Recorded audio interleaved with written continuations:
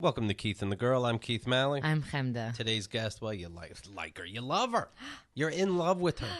You owe an apology to your wife. You're basically having an affair with her. Yes. You know her from walking this whole country. The very funny, the very smart, the very charming Jessica Watkins. Hello. Hello, Jessica. I love your little responses to all of the I descriptions. feel like it's a lot to live up to. The charming. Yeah, mostly the charming. More so than all the affairs. Jessica, give it to him. Go. Oh, okay. So, listen.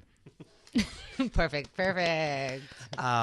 Jessica, of course, yes, walked this whole country and is putting the documentary together as we are speaking, entitled Burning Daylight. Yes. And are we pleased? Are we getting sick of seeing Yeah, this footage? no, so what happened is we took a kind of a hiatus, and for like 6 months I didn't see, I mean, I would watch it periodically, but it was just like this break that I took from seeing the footage. I still have this book of so like all the scenes that we shot, we have what's the word I'm looking for here, guys? Transcripts. Okay. We've got all these transcripts, and I have all this like kind of evidence to look at, and it's just been this brainstorming period. And I just started working with my editor again, and I'm finishing up the script, because the whole thing is we really want to have a tight script of what we want for the project, so that when we get in the editing room, since we don't have a lot of money, we can like do it really bang it out. Exactly. Script meaning you know all the scenes that you have. Now you got to string them together. Yeah. Did you have to worry about bug bites, this kind of thing, when you walk across America? I wore a lot of DEET, and that's not very good for you, but I said, fuck it. You're know? right. I just said, I'd rather not have a mosquito bite than, I mean, maybe I'm going to have some sort of DEET poisoning. The mosquitoes are the worst, so tiny. You hear them, they mock you. I was reading a story about in Russia, they have a mosquito festival. What? And it's who can get bit by mosquitoes the most. No. That sounds really sad. In what, a mosquito cage match? Like, what is this? What's my visual here? You walk into a forest, you have a certain amount of time, you come out, and if you have the most bites, congratulations, you're disgusting. I would so win this. What if you have a few really big ones? Right? Is it like the massive skin that you cover, or is it the amount of? But I like your thinking. There should be like a couple different prizes. Yeah. They weigh you before and after. A 9-year-old won this year. Mm-hmm. She walked into... Who entered a 9-year-old in this? The sickest parents in town. She goes into the woods and she starts picking berries. That gets them excited. When she finally emerged from the woods she was crying. Alongside her competitors. She said, help me. She had 43 raised itchy bumps. 43? That's really not that many. It's a 9-year-old body. Well, I mean... Put 43 I feel dots. like I've gotten more just hanging out, on my front stoop. At once? I mean, I might be making that up, but... The pain earned her the title of tastiest girl. What? Ew. Where are we? Russia. Oh, okay. Oh, In a contest that would cause great anxiety in many parts of the world, but has become a staple of the Russian Mosquito Festival each summer. Her prize was a ceramic cup. In 2013, the winner collected more than 100 mosquito bites, but that's what I'm talking about. But it's been a hot and dry weather this time around, so the getting isn't as good. Most years, attendees can participate in a mosquito hunt that rewards whoever collects the most bugs in a glass jar. So there's many different events. Oh, I want to talk to this 9-year-old, and I want to talk to the parents a day after this happened, where she couldn't sleep because she was in pain and she's not allowed to scratch and all this kind of stuff. But Chemda, she has the mug, okay? She got a mug. You're right. And that's a story, and that's life's about stories. Give little girls their due. Who's the tastiest girl? Who's the tastiest girl? That's a weird name for that really was the more weird part than any of the mosquito bites. You may know her as the tastiest girl. When I was 9, I was the tastiest. Ew. Well, hold on to it, honey, because time's a bitch. It's hard to peak when you're 9 years old. Other traditions include the most horrible mosquito squeak contest, mosquito costume contest. Wait, the most horrible mosquito? Squeak. You have to sound like a mosquito, I suppose. Oh. And the best themed festival souvenir. There is dancing to mosquito-themed music. A souvenir of a mosquito fest. So it's like little jars of blood and like Make it your own. and I'd make like a thong, but it's like a stinger. You know, that's cute. I think that's cute. I would ace this. I'm gonna be tastiest. I would just bring DEET because mosquitoes suck. I'd be tastiest, and you'd be DEET, and you're just spraying me. Yeah, I'm like, fuck that. The Russian Mosquito Festival was founded 4 years ago as a tongue-in-cheek affair. Well, first of all, you're really doing it. There's nothing tongue-in-cheek about it. I feel like, I mean, that's pretty, like, have they really, they've done everything that they can do in their society. Like, this is where it is, the mosquito game. Like, I don't know. We already played every game imaginable. Yeah, they've done it all. They need to get a TV or something. Picture they leave Russia. They come to a country. Let's pick one at random, America. And they're like, what do you do for fun? We elect Trump. like bowling. And then they're like, bowling? You roll a ball and try to hit things. Oh, we get bit by mosquitoes. And it's good if you bit the most. This is some country. We hit each other until we get points. Yeah, that's So true. we do That's that. True. We take hot wax There's a lot and of weird stuff. we take hot wax and pour it on our eyebrows and then rip it off. We still talk to our mothers. You know, there's a lot of weird things, okay, and that happen in the world. We drink vodka out of like cups. And it's clear. Over there, it's yellow. So we're all different. Let me mention this. Sleep number. If you are, you live in America and you like comfortability, right? Get a sleep number bed. I have a sleep number bed. My sleep number, by the way, 35. My wife's 45. Same bed. Oh my God. No wonder you guys are still together. Sleep IQ score out of 100? 100. What? Now, it didn't start that way. I'll be honest with you. But the app tells me, hey, you didn't sleep so good this time in the middle of the night. Let's adjust it so you get a better sleep the next time. Next thing you know, I'm most tastiest. You know, not many couples are still together, but, you know, you spend so much of your time sleeping, they would have had to get 2 different beds. Any couple that's still together, ask them what kind of bed they have. It's a sleep number. Most Americans get less than the recommended 7 to 8 hours of sleep at night. And if that's you, science proves getting more sleep will make it easier to achieve and keep your other resolutions. Science. It's the new year is coming up. You need science in your life. Sleep Number Queen mattresses start at only $699.99. And right now, during the lowest prices of the season, you can save $600 on the Sleep Number i8 bed. You'll only find Sleep Number at any of the 500 Sleep Number stores nationwide. Find the one nearest you by going to sleepnumber.com. Be sure to tell them Keith and the girls sent you. Thank you. That's a little favor from Uncle Keith. All right? All right. Jessica, No, you went from Tasty to Uncle Keith. I don't know. Jessica Watkins, I was listening to some stand-up that you did in September of this year. Oh, okay. And you mentioned having an argument with a neighbor. Yes. But this was some tease, because you don't tell us what the argument was. Yeah, it was over a car to go. The car to go. Yeah, do you guys car to go? You had me look it up. I have car to go. Listen, if but I haven't Car-to-Go's used it yet. Okay, I need to be their spokeswoman. You love it. I'm all about the car to go. You Okay, you hop in, convinced you me. take it where you need to go. It's great. You rent it, and then... and it's on the street, so you don't have to go anywhere. You know, you just look on your app, you find one, and then you unlock it with your phone, and Okay. and it's cheap. It's pretty cheap. About how much? Let's say if I'm driving from here to Bushwick, Right. $12. Okay, so it's how often you drive, or time-wise? I would say it's probably half the price of an Uber or something like that. It's time frame. What you could do is you could take it for 15 minutes. Or 5 minutes. Yeah. You can take it to down the block. Okay. And so you love it, but somebody did not love it. Yeah, you do get some aggression from drivers sometimes because they're just annoyed at your tiny car because it's a 2-seater, smart car, right? So anyways, I'm parking the car one day, in Astoria. Beautiful neighborhood. By the way, sorry. The birds are chirping. Yeah, it's just a beautiful sunny day. Have some you ever jazz music playing? Have you ever been walking towards one of these cars and another person's walking towards it also, and you have to sprint faster? No, because you can reserve it. Okay. So you can reserve it. You have an hour. But Okay. you know. And then you're a terrible sitcom. And then it ends up being your boss that you just took the car from? We've had more than one car to go running because also Alejandro parked the car to go really close to a car. And the next morning, one of the neighbors was like, "Can you believe this idiot? You see how close they parked to my car?" And I'm like, I think she knows it was us. Right. So anyways, people get annoyed at this car to go for whatever reason. They're like, dirty hippies, and they're little cars.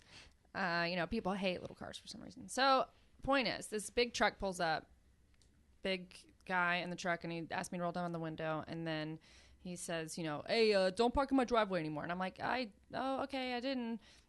And he was like, no, I'm just saying, like, don't park in my driveway. If you do, I'll have the car towed next time. I'm like, all right, cool, have it towed. It's not my car. Like, I don't care. And then he's like, just don't park there. All right, sweetheart, or something. Maybe I'm adding, but I feel like you're getting through to him as a person. Right. Well, that is the worst, when you didn't do something. Yeah. And they're acting like they're doing you a favor. I'm saying don't worry about it. Just don't do it. I didn't do it. I know. Okay. Yeah, so just don't. Yeah. It's like, no, man. I didn't park in your driveway, though. So I finished parking the car, which was like obviously unrelated to what he was, talking about. And he lives like only 2 houses down from me. And he's parking in the back of like where I would walk to go home. So I start walking, and he's backing in his big ass truck that like 4 car-to-goes could fit inside. And he rolls down his window because he thinks I'm going to say something to him. And I'm just like, oh, I'm just walking home, actually. Yikes. Just to kind of say, like, I'm your neighbor, by the way, But does that make you nervous? Because I feel like it would make me nervous. No, it was like middle of the day, it was at that point. Anyway, so he rolls down the window, and then he says, I say, I'm just going home. And then he's like, all right, he's like, I just you park in the driveway, I can't make the turn, and next time I'll just have to get it towed. And I'm like, dude, do you understand this is an app on a phone? Like, there's hundreds of these cars in Queens. I don't drive every car to go, And he's like, you call me stupid? And I'm like, no, wow, dude, I'm just telling you that you can't go up to strangers on the road and tell them where they can and cannot park. And we start to get escalated. And then I was the first one to cuss. I said, well, don't tell me where to park, motherfucker. Which, okay, that was my bad. Well, don't tell me where to park, motherfucker. Okay, my bad. and then as soon as I said it, the next word after I was like, don't tell me where to park, motherfucker. And he was like, you whore. Which was the next word out. And then you hear his wife from the building above, and she's like, what's happening, Tony? And she's like, she's parking in the driveway. And I was like, I wasn't parked in your driveway. There's like a mother shielding her child. Like, she's like, okay, let's not go over here. I just like stormed home like, we were both kind of in the wrong, but he did call me a whore. That was over a car to go. So. Wow. Do you think to say, I dare you to break my car, pussy? Well, now I wonder if every time he sees a car to go, he thinks it's me. Yeah. And he's like, wow, she's really trying to evade me. Look at this. She looks different every time I see her. I'm in Brooklyn. Here she is parked. Exactly. She's following me. I was in Queens yesterday. She's there. Tomorrow I'm going to be in Staten Island. Boom. I bet she'll be there. It was an interesting moment. I did feel good for myself for like standing up. I don't know why. I just felt like he was trying to intimidate me. Like, I felt like if I wasn't a woman and I wasn't in a tiny vehicle, he probably wouldn't have pulled over and said like, don't park there, from something that must have happened, a few days ago or a week ago or whatever it was. Well, either way, it's like you just said something and then you don't listen to any follow-up. Like, I said my piece, and I don't want any quarrels. Any shenanigans? I got a wife. I got a wife. Right. And then what actually happened is I realized, I think I know what he was talking about, because like a week before, one of the car-to-goes was parked in this tiny parking spot that like only a car-to-go or a Fiat or something like that could fit in. And someone had handwritten a letter saying like, I'm going to have the car towed. Okay. And like, I remembered it afterwards. I was like, oh, that's probably him. That's the spot he's talking about. He doesn't want anyone to park there because it blocks him from getting out with his big truck. So now every time I get a car to go, I park it in that spot. No. And, sometimes I'll just get a car to go and just put it there and just have fun. They let you can rent it for a minute. Yeah, you can just do a minute. You should be the spokesperson for it, because the way you say it sounds like, I get a car to go. It's like a new sweater that we should all have. Yeah. You don't have a car to go? When he's yelling at you about your car, and he doesn't wonder for a second why you wrote on your car to go. He must really think you're an idiot, right? Like, sweetheart, all cars are to go.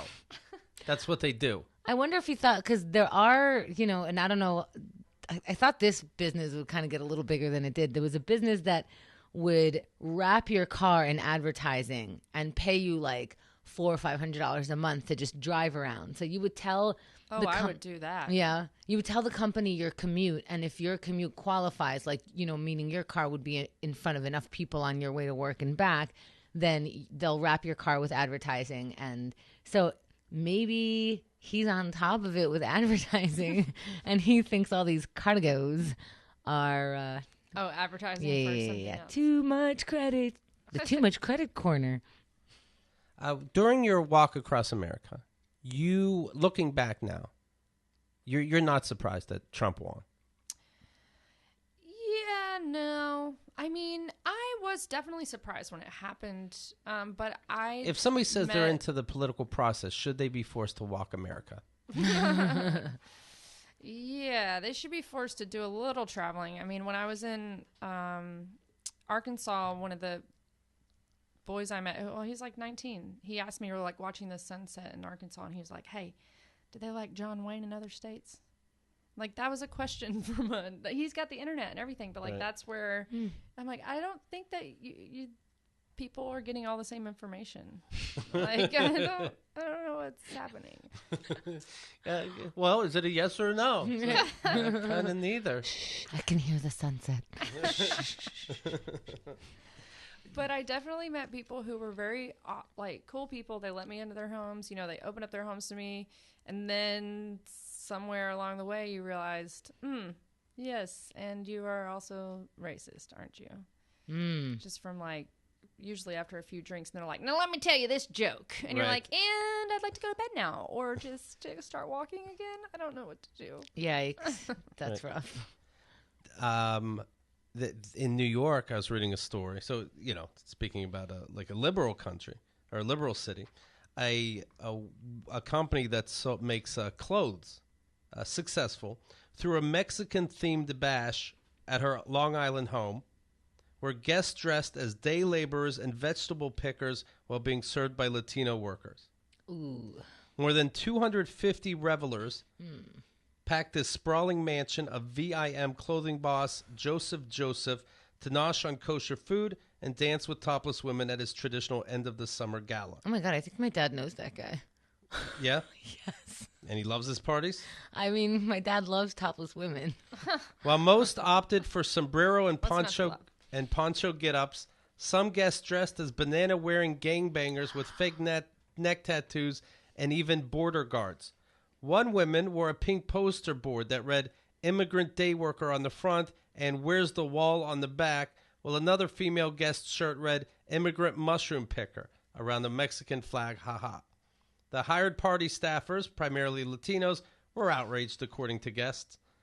Joseph's daughter, Sarah Joseph, acknowledged that some of the outfits were unseemly. "We had a private party honoring Mexico. Honoring Mexico. And had no intention of ever offending anyone. We cannot control everyone's costumes." Of course you can.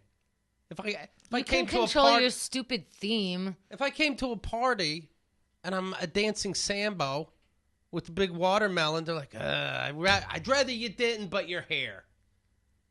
They would sit me down and say, "Get the fuck out." No, this is like saying I had a 40s and blunt parties, but I can't help it if people brought illegal substances. Right. Yes. Joseph runs an urban... what did he expect? The urban clothing empire launched in Bushwick in 1977, now boasts more than 30 locations. Thanks for the ad. Get it? I'm an immigrant mushroom picker. I don't really get it. Because I would never do that. I wouldn't be doing that. That's so weird to just think about them thinking yeah, what should I dress up as? What would be fun? It's Mexican themed. "Hey, honey, why don't you just take guacamole to the party?" Yeah. Or I'm a mushroom picker. Because someone has to do that. And I'm doing it. And 249 guests will think it's hilarious. That's a lot of people. Yeah, no one's going to look at me funny. Okay. All right.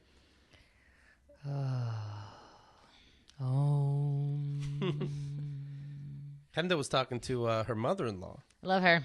And she loves her.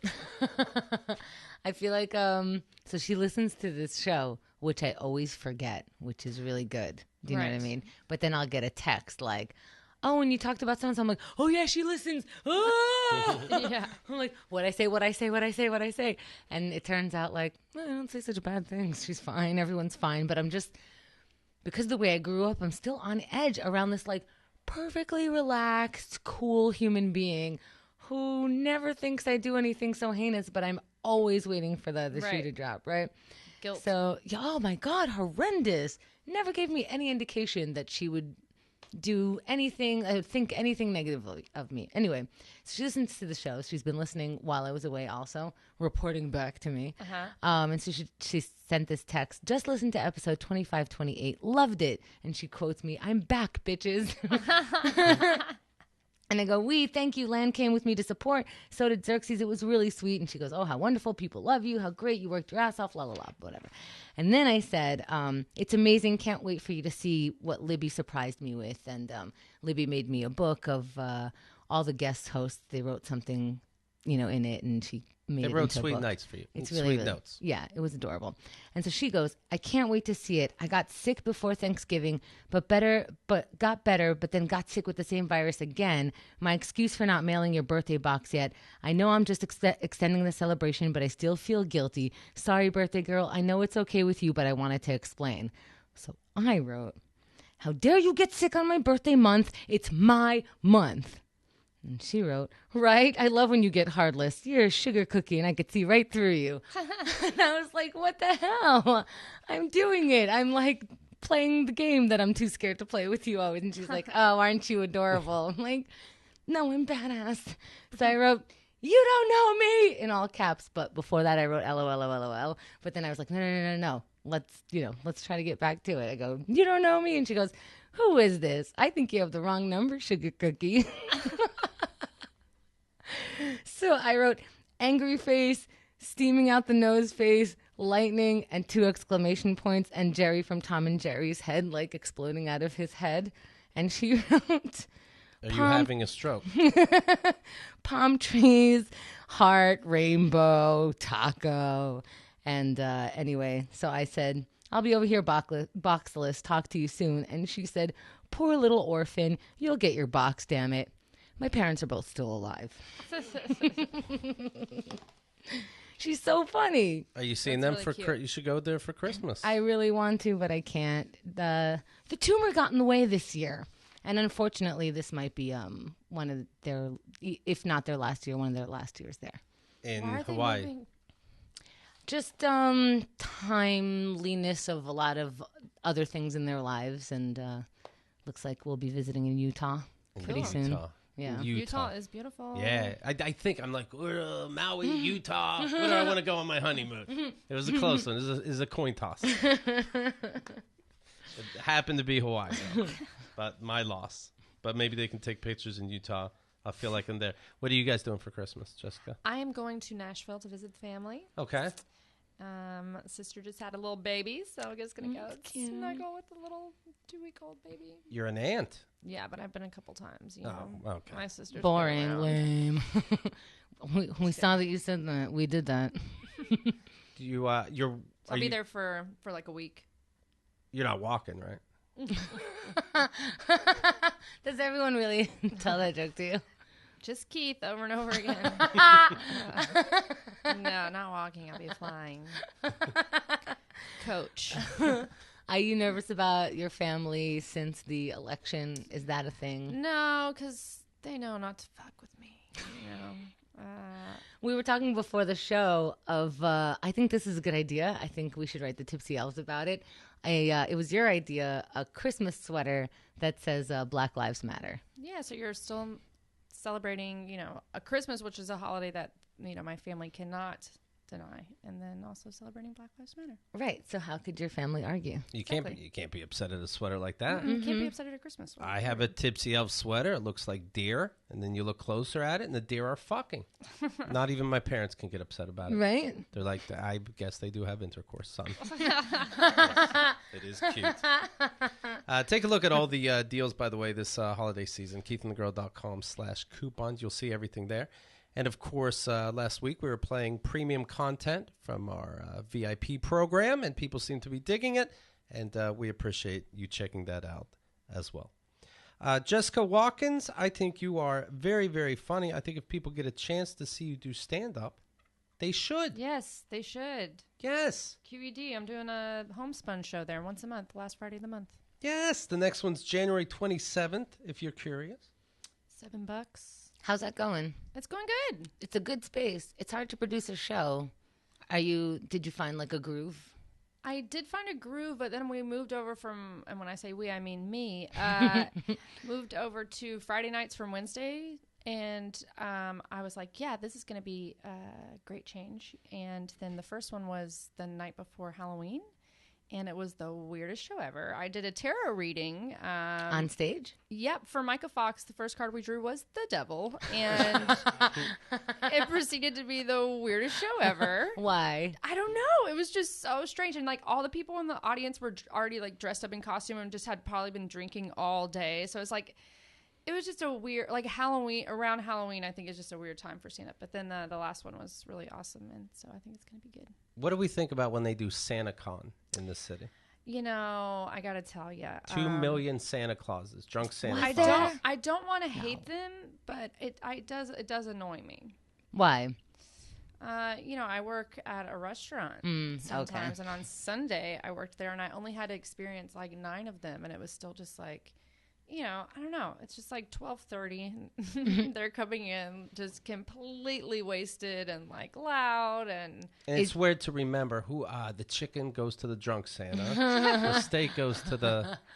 Well, they're just kind of assholes, you know? It's like, I mean, if they're just hanging out at the bar, that's fine, but don't infiltrate other places. Is your restaurant one of the places that encourages them to come in? No, absolutely not. I was telling them, like, oh, sorry, guys, no, it'll be like a 45-minute wait. They're like, but no one's here. I'm like, no, 45 minutes. Like, this one table wanted to sit together, and they're like, can't we just put the tables together? I was like, no, we don't do that. Sorry, it's just very strict rules, so... How do at you the pizza place? You get away with a lot at that place because last year you came to our reception in New York and she's like, I mean, it was so much fun. I have incredible pictures from you from that day. It is stunning. Like we have to put this on our website, your website, all the websites. Anyway, Ann Whitman photography. Moving on. And so she's drinking and smoking and she's like, I'm a little tipsy and a little high. Perfect time to go to work. She goes to work.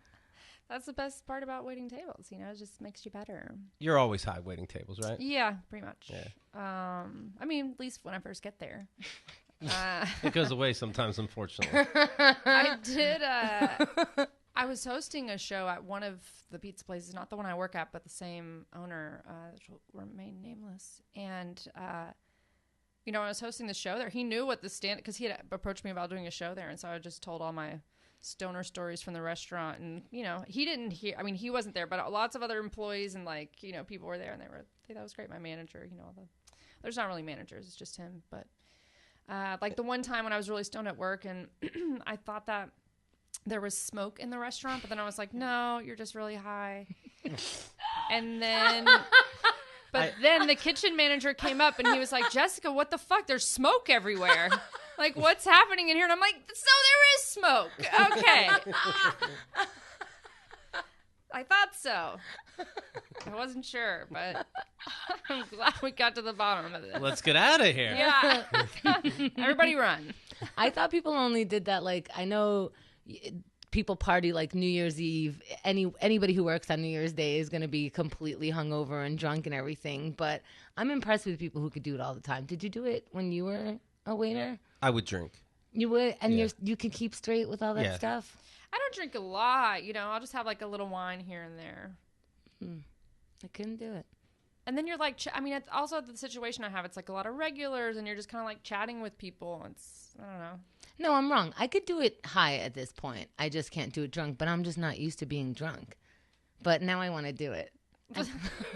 You can come in. Just come on in and... Get high. Yeah, get high, get drunk. Come in. I'll throw an apron on you. You know, I actually really want to do it, but when I was younger, when I was a teenager, being a waiter was like a cool job, and so I've always... What are you saying it's not? Are you saying it's still not? Because, I mean, it's my career path, okay? I serve Santa Clauses and pretend that I can't. Oh, my gosh. But I really wanted to be one, and to this day, I think I would have been a really good one because I'm like a friendly person and whatever. I am really good at it. It's too good. Like to the point where it's like, okay, you've peaked. Like I really have to let this go. Like you ask for something, I totally get that thing to you. Yeah, every time. Every time. I never forget it. Day, night, it doesn't matter. I don't even write stuff down. I got it all up here. Like you're like a toasted bagel. Guess what you get? You're gonna get it. It's gonna Yeah. be toasted. It's probably gonna be pretty fast. And then if you ask me how long it's gonna be, I'll probably be snarky. And then you'll be like, you know what? I think she knows what she's doing. I'm not gonna ask her again for stuff like that. Well, I think I was glorifying the position. I thought it was all about like chatting and being friendly and whatever. And I thought I had the opportunity a few years back to be a guest bartender. I don't know what's in anybody's drink, but I figure you'll just let me know. Mm-hmm. Majority of people just get your average drinks, and the name tells you everything. And I'm like, yeah, I'm going to be a bartender. It's going to be like, here's your drink. We're throwing it down the, what's that? The bar? The The bar? What is it that you tend when you're tending? What are you tending? You put the alcohol in a thing, that bowl-like thing. I thought it was going to be so much fun. All I got was sexually harassed by the manager and fucking stiffed by the customers. Oh, It was garbage. That's not good. I was like, what do you do? I did this whole thing with this girl. It was funny. We had this whole exchange, and she got like a bunch of shots. She'd and I'm take like, a sip, and then I'd take a sip of her drink, and we're pals, right? I was like, I'm about to get tipped big time. Not anything. I was like, oh yeah, it's up to them and their personality. You what gotta I learn to make. read people. Yeah, I was bad at it. I spent way too much time on people who didn't give a fuck about me. Like, just, terrible. Somebody would say, I need a drink, and Chemda would say, well, we're talking right now, but then you will get the same attention and respect when it's your turn. Yeah, I think you found your calling. It's fine. Let Jessica do that. All right.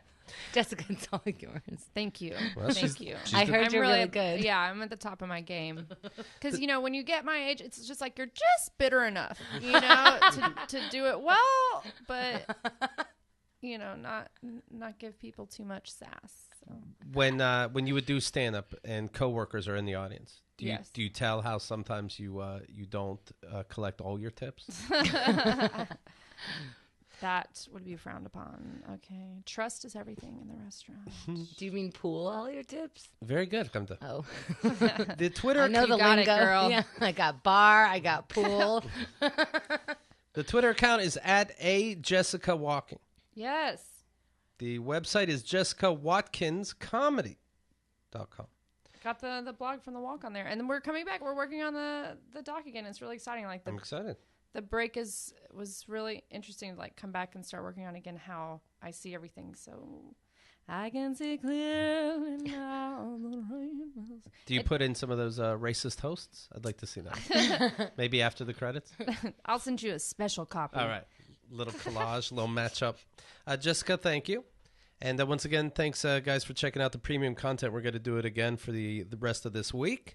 And we'll be live next week. Follow us on social media. Thank you so much for sharing this show.